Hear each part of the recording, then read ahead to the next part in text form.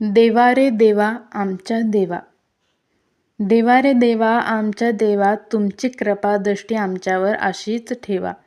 देवा आमच्याकडून करून घ्या अखंड सेवा, तुमचा आशीर्वाद आमच्यावर सदैव ठेवा.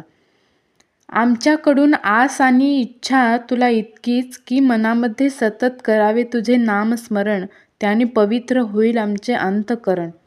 तुझ्या नामाचा स्मरण केल्यानंतर तुझ्या नामाचे स्मरण केल्यानंतर खूप तू दाखवतोस आम्हाला तुझे सुंदर रूप. आम्हाला रोज असेच तुझे दर्शन घडू दे रे देवा, तुला वाटू दे आमचा असाच हेवा.